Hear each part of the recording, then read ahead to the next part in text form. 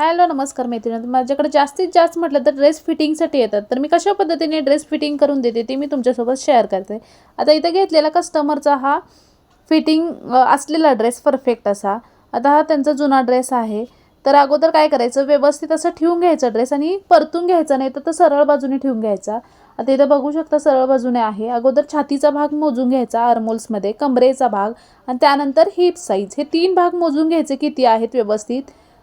बाहीचे दंडघेर किती आहेत आणि इथं बाहीच्या खालती बॉटम साईड किती आहे हे सुद्धा चेक करून घ्यायचं, पूर्ण मेजरमेंट घ्यायचं. आता जुन्या ड्रेसवरून आपण मेजरमेंट घेतला आहे त्याच पद्धतीने ह्याचा फिटिंग करून घ्यायचं.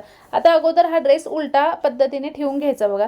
अगोदरचा आपण सरळ पद्धतीने ठेवून घेतला, आता दुसऱ्या हा उलट्या साईडने ठेवून घ्यायचा आणि याचा एक सेंटरला एक लाईन मारून घ्यायची. म्हणजे आपण फिटिंगच्या जेव्हा शिलाई देतो तेव्हा दोन्ही साईडला सेम आली पाहिजे. एका साईडला जर 1 इंच येत असेल साईडला, तर दुसऱ्या साईडला सुद्धा सेम आली पाहिजे. त्यासाठी सेंटरला एक लाईन मारून घ्यायची.